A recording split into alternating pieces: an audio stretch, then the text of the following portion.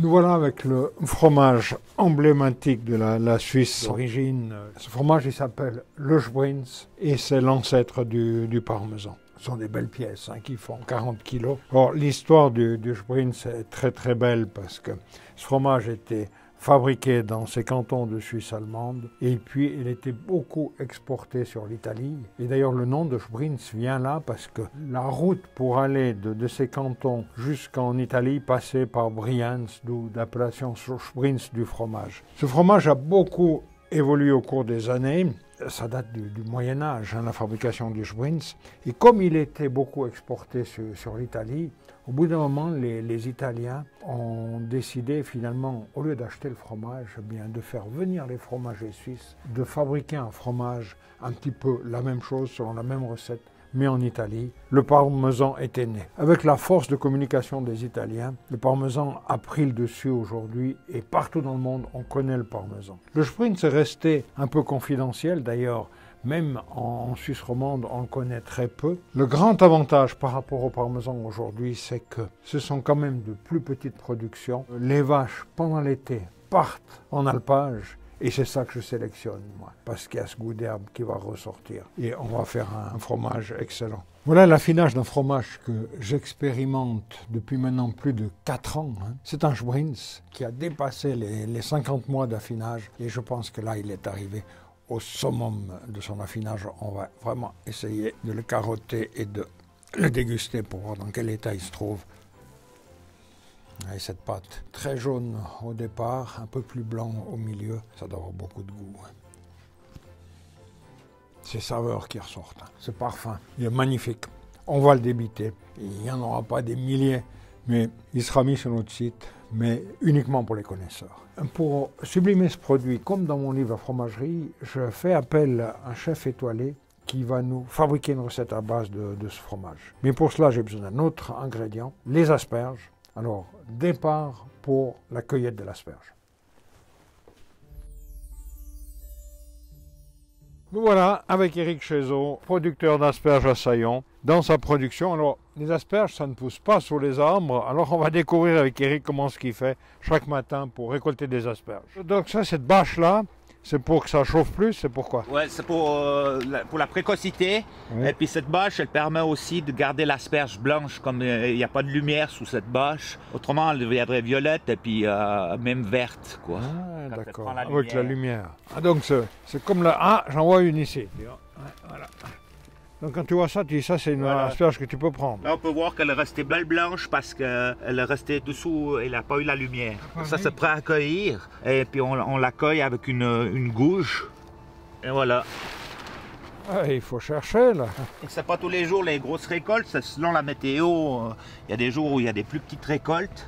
La récolte, c'est la grande partie du travail. Et quand il y a du soleil ici dessous, quelle température tu as? Alors, on est obligé de venir récolter le matin avant le soleil. Parce que c'est clair que dans la journée, quand il y a du soleil, ici dedans, on ne tient pas. Ça peut monter à 40 degrés la journée sous ces tunnels. À 10 h le matin, il faut qu'on ait fini de ramasser parce qu'il fait trop chaud.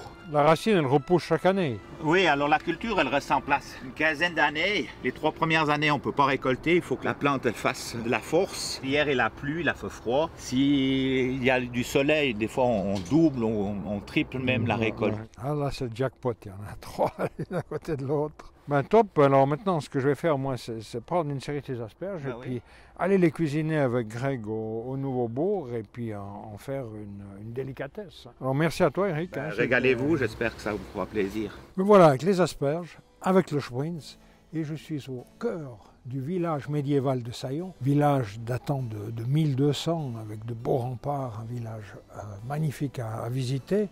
Et pourquoi Saillon? Parce que je vais aller à la rencontre de Grégoire Antonin qui tient le Nouveau-Bourg et c'est lui qui va nous faire cette recette d'asperges et de Sbrinz. Donc allons à sa rencontre.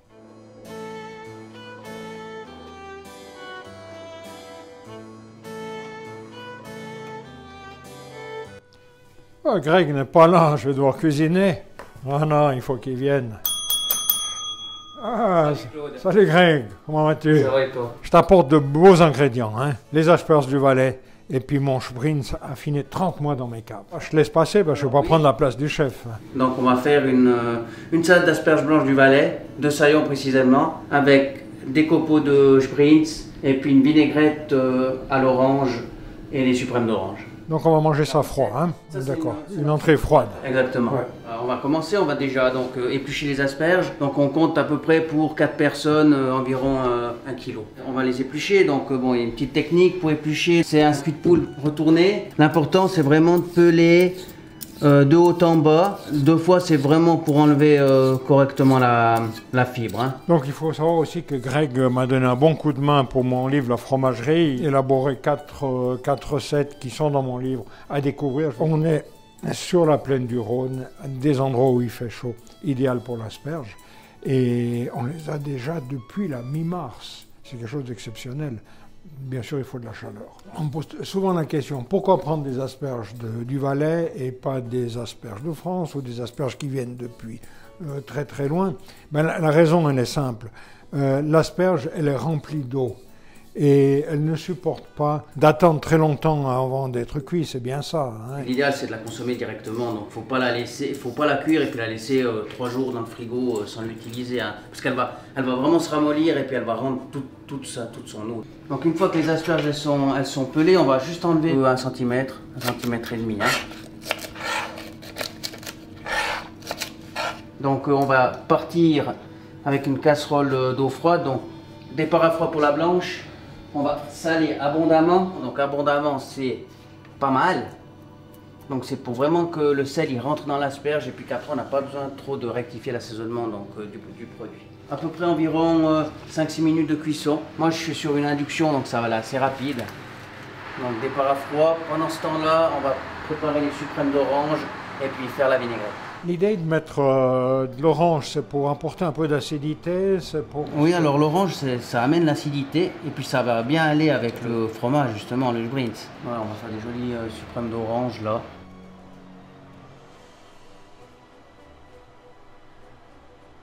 Voilà, donc on a nos suprêmes, là, les jolis suprêmes entiers. On va voir après si on veut les couper ou bien on va vouloir les garder entiers pour le dressage. Donc voilà, donc on va procéder à la vinaigrette. Départ avec le vinaigre pour dissoudre le sel. On va mettre une grande cuillère, on va dire, voilà, à peu près une grande cuillère de vinaigre. Ensuite, on va mettre le sel. Voilà. Ensuite, on va mettre l'huile d'olive. Donc là, l'huile d'olive toujours plus que le vinaigre. Hein.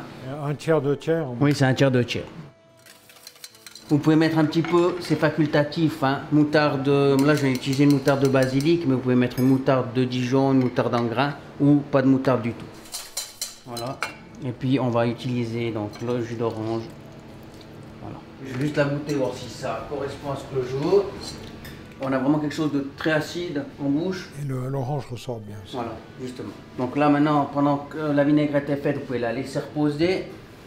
Avec l'aide d'une pointe de couteau, vous allez voir si l'asperge elle est cuite ou pas. 1 minute et puis c'est prêt. Si la pointe du couteau elle va à l'intérieur direct, il n'y a pas de résistance, donc là vous voyez il n'y a rien. Donc voilà le morceau de Sprinz.